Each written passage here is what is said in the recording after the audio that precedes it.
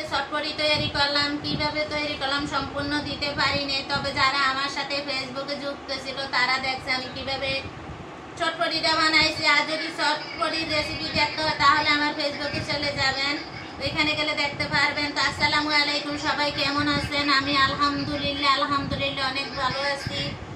আজকে নিজ হাতে চটপটি তৈরি করলাম। হাজব্যান্ড বাসায় আছে, সব সময় তো ছেলেদের জন্য করি, আজকে হাজব্যান্ডের জন্য মানে চটপটি তৈরি করলাম।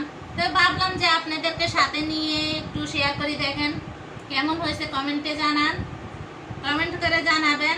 কারণ এতক্ষণ তো লাইভে ছিলাম, তার জন্য আপনাদেরকেও বলতেছি। এই যে দেখেন অনেক সুন্দর হয়েছে চটপটিটা, শেষ লেভেলের সুন্দর, খেয়ে দেখছি অনেক মজা, কারণ আমি রিভিউ দিয়েছি। আসলে ভালোবেসে কিছু যদি তৈরি করে সেটাই ভালো। এই যে চটপটিটা দেখেন অনেক সুন্দর হয়েছে, হাতে নিয়ে একটু দেখাও, অনেক সুন্দর চটপটি। তো এভাবে আসলে তৈরি করে খাওয়াইতে পারলেও ভালো লাগে, খাইতে পারলেও ভালো লাগে।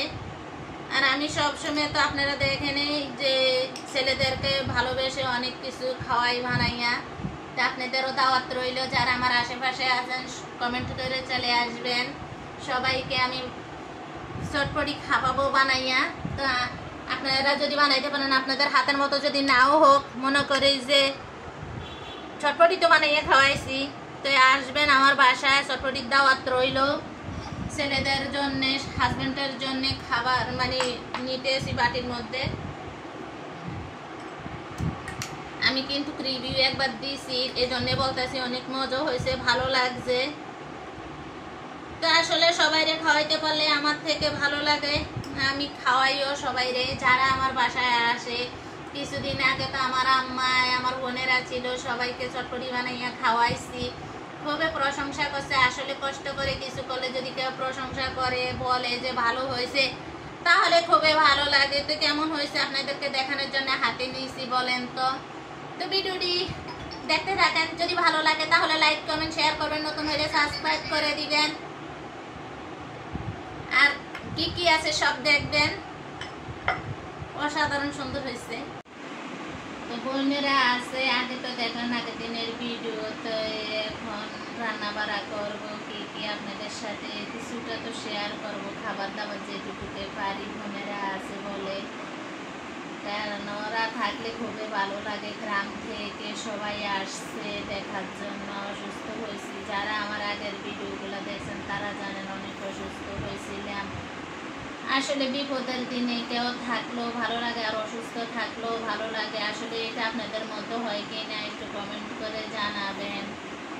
আমার কথা আছে না, সব সময় কিন্তু বিপদ থাকে না, কিন্তু বিপদের কথা, কষ্টের কথা সব সময় মনে থাকে।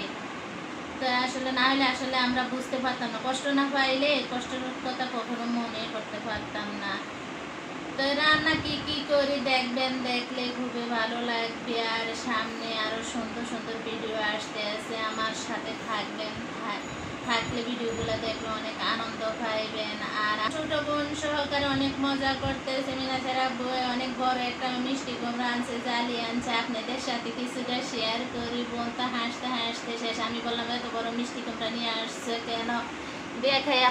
অনেক বড় মিষ্টি কুমড়া নিয়ে আসছে, বললাম এত বড় মিষ্টি কুমড়া নিয়ে আসছে কেন, বলতেছে বড় আনছি, খুশি হওনি, আর ছোট আনলে তো কথাই বলতে না। বলেন তো এত বড় মিষ্টি কুমড়া আনার দরকার ছিল? বলে তোমার বোনেরা আছে, মিষ্টি কুমড়া আনছি, মিষ্টি কুমড়া বাজি করবার, রুটি বানাইবা। বলেন তো এরকম দোলাভাই থাকলে শালিকের জন্য এত বড় বড় মিষ্টি কুমড়া নিয়ে আসবে?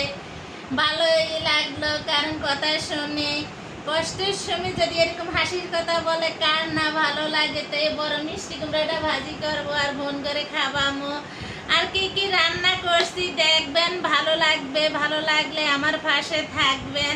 আছেন আজ অসুস্থের মাঝে মেহমান আসলো, তবে আমাকে দেখতে আসছে। আসার পর এই যে রান্না, আসার পর না আজকে কয়েকদিন ধরে আসছে আমার দেখার জন্য। তো ওরা নিজেরা রান্না করে খাওয়া দাওয়া করতে আছে। তার মধ্যে আমি আজকে কিছুটা আয়োজন করলাম, এখানে ভর্তা করলাম, কারণ আগের ভিডিও তো দেখছেন আমি কিন্তু ভর্তা ভাত বেশি পছন্দ করি। আর এখানেতে প্রথমে আলুর ভর্তা, এখানে আছে জালি দিয়ে মাছের ডিম দিয়ে ভাজি, এখানে এমনি ডিম সিদ্ধ করে তো সবসময় করি, এবার ভাঙ্গিয়ে তারপরে ভাজছি। আর এখানে শুটকি ভাজি, সাথে আছে বেগুন ভাজি, সাথে আছে গরুর মাংস আর আছে সে মুরগির রোস্ট, যে মুরগির রোস্ট না হইলে চলে না। আর এখানে সাদা পোলাও। তো সব মিলিয়ে এখানে রান্না করলাম ছোট করে, এখনো করতেছে আলহামদুলিল্লাহ।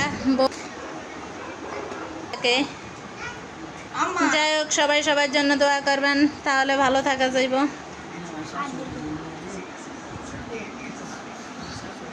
রান্না করব চিকেন দিয়ে আলু দিয়ে, কারণ এটা প্রতিদিনে লাগে, মাঝে মধ্যে 2-1 দিন শুধু বাদ যায়, তাছাড়া আমার প্রতিদিন রান্না করা লাগে। ছেলেরা একজনে মাছ খায় আর একজনে চিকেন খায়, এই অবস্থা। তো আপনাদের কার কার বাসার মধ্যে এমন অবস্থা চলে কমেন্ট করে জানাবেন।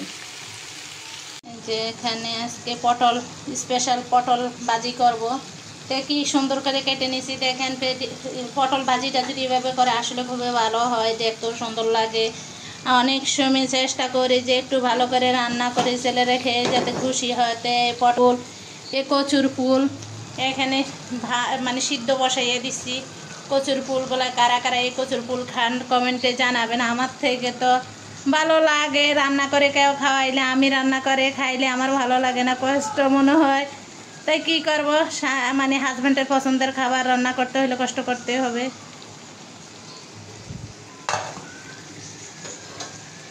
যে একটু নেড়ে চেড়ে দেয়।